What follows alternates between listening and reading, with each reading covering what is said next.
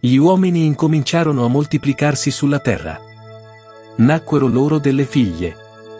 Questo passaggio sottolinea la crescita della popolazione umana sulla terra. Si enfatizza il fatto che gli uomini avevano figlie, il che prepara il terreno per il versetto successivo. I figli di Dio videro che le figlie degli uomini erano belle e si scelsero quelle che vollero. Alcune interpretazioni sostengono che i figli di Dio erano angeli o esseri celesti che si unirono con donne umane. Questa unione avrebbe prodotto i Nefilim, spesso tradotti come giganti, creature semidivine menzionate nel versetto successivo della Genesi. Allora il Signore disse: non lascerò che il mio alito vitale rimanga per sempre nell'uomo, perché egli è fragile.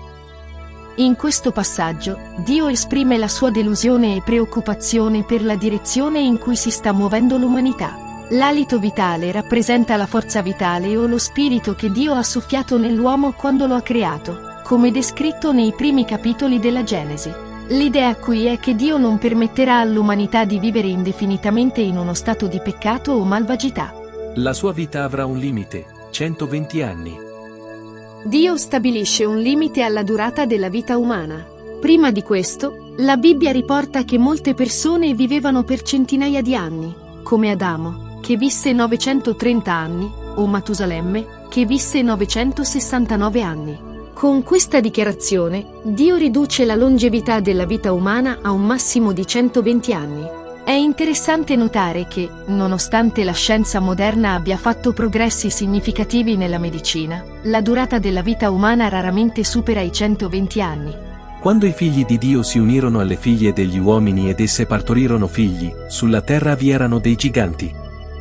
Da questa unione nascono i giganti. In ebraico, la parola utilizzata è Nefilim, che è stata tradotta in vari modi nelle diverse traduzioni della Bibbia, spesso come giganti. L'origine e la natura esatta dei Nefilim sono oggetto di molto dibattito tra teologi, storici e studiosi. E ci furono anche dopo. Questa breve frase suggerisce che i Nefilim, o giganti, non erano limitati a quel particolare periodo, ma esistevano anche in momenti successivi. Ciò potrebbe riferirsi al fatto che simili creature o esseri potrebbero essere menzionati o alluditi in altre parti della Bibbia o della storia antica. Sono questi gli eroi dell'antichità, uomini famosi.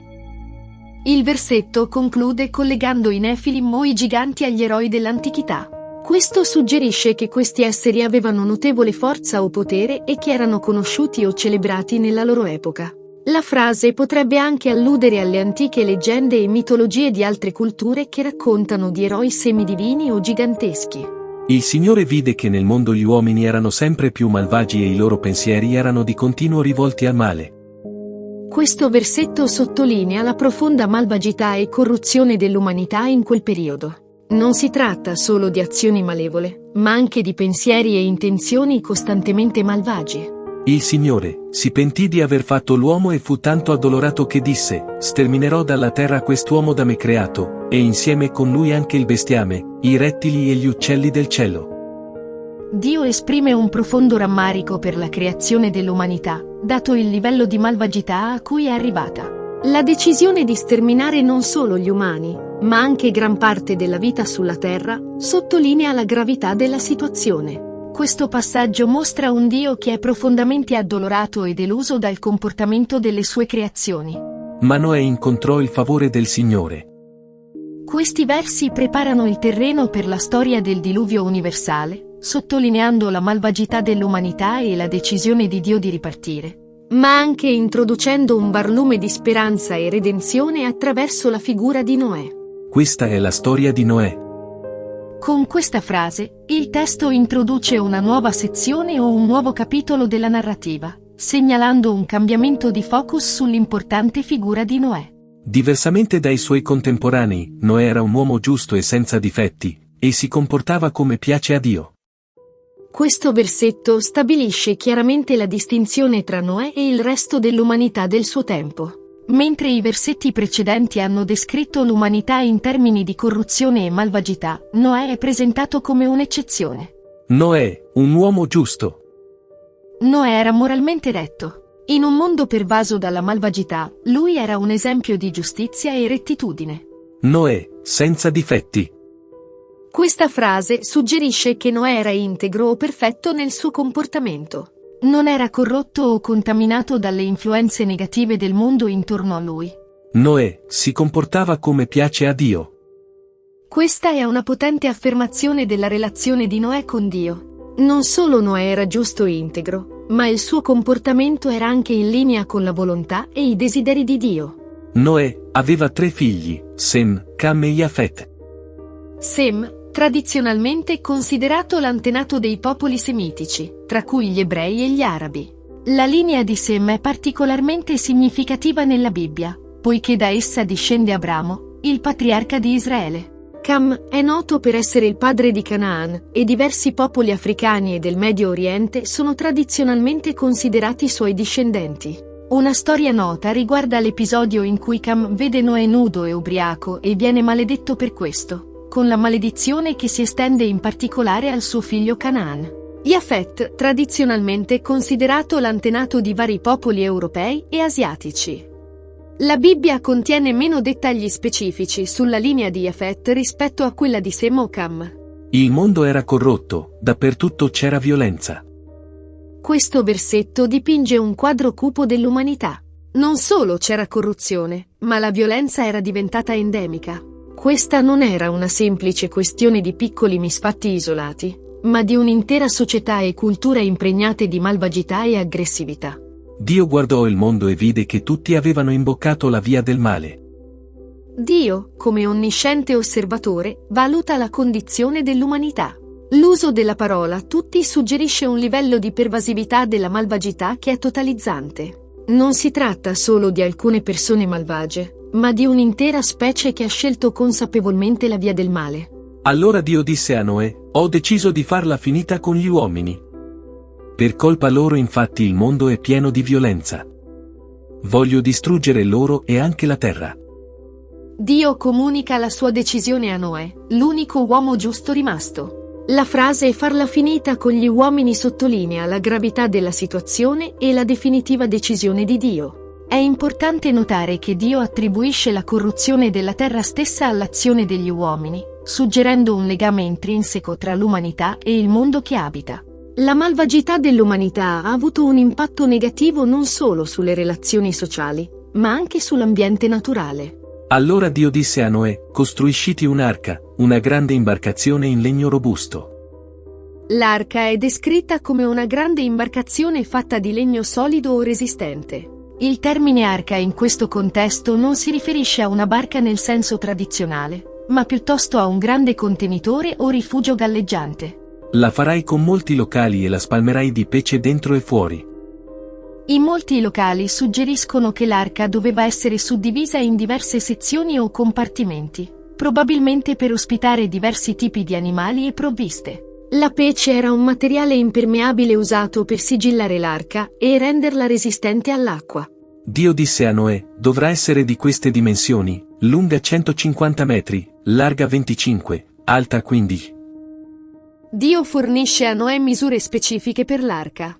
Queste dimensioni mostrano che l'arca doveva essere un'immensa struttura, adeguata a contenere almeno 2 esemplari di ogni specie animale, oltre a Noè e la sua famiglia. Dio disse a Noè: la coprirai con un tetto a spiovente, inclinato di mezzo metro. L'arca dovrà avere 3 piani, e su di una fiancata farai la porta. Queste ulteriori istruzioni dettagliate riguardo alla costruzione dell'arca comprendono un tetto inclinato, probabilmente per far scivolare via l'acqua, e 3 piani o livelli. La menzione di una porta su una fiancata indica l'ingresso principale attraverso il quale Noè, la sua famiglia e gli animali sarebbero entrati. Nel complesso, queste istruzioni mostrano la profonda preoccupazione e cura di Dio nel garantire la sopravvivenza di una parte della sua creazione. Mentre il diluvio rappresenta un giudizio sulla malvagità dell'umanità, l'arca rappresenta la misericordia e la provvidenza di Dio nel preservare la vita. Il Signore disse a Noè: io farò venire una grande inondazione per distruggere tutti gli esseri viventi. Tutto ciò che si muove sulla terra perirà. Dio avverte Noè della catastrofe imminente, un diluvio che distruggerà ogni essere vivente sulla terra. L'entità e l'ampiezza di questo evento sono sottolineate dalla frase "tutto ciò che si muove sulla terra perirà". Dio disse a Noè, tu invece ti salverai, io mi impegno con te. Devi entrare nell'arca, tu con tua moglie, i tuoi figli e le mogli dei tuoi figli. Mentre il diluvio distruggerà la maggior parte della vita sulla terra, Noè e la sua famiglia sono l'eccezione. Dio stabilisce un patto con Noè, assicurandogli la salvezza. La menzione specifica di Noè, sua moglie, i suoi figli e le loro mogli stabilisce chi precisamente sarà salvato. Il Signore disse a Noè, dovrai farvi entrare anche una coppia di ogni essere vivente, un maschio e una femmina, per conservarli in vita con te. Oltre a salvare la sua famiglia, Noè ha anche il compito di preservare la diversità della vita animale. Una coppia di ogni specie, un maschio e una femmina, deve essere portata sull'arca per garantire la sopravvivenza e la futura propagazione di quella specie dopo il diluvio. Dio disse, di ogni specie di uccelli, di ogni specie di bestie e di ogni specie di rettili verrà con te una coppia per aver salva la vita.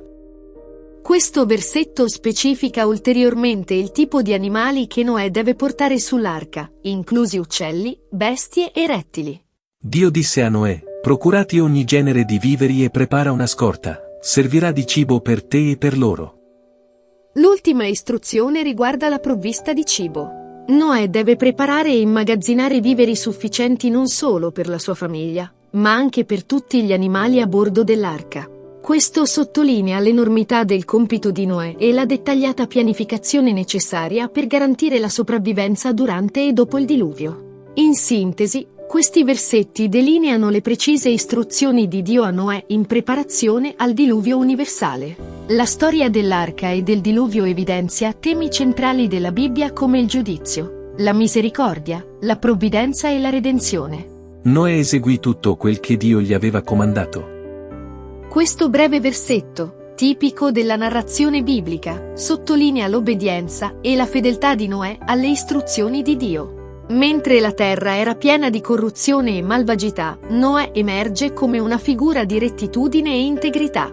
La sua volontà di seguire precisamente le istruzioni di Dio, nonostante potrebbero essere sembrate straordinarie o incredibili, mostra la sua fede incondizionata e la sua fiducia in Dio.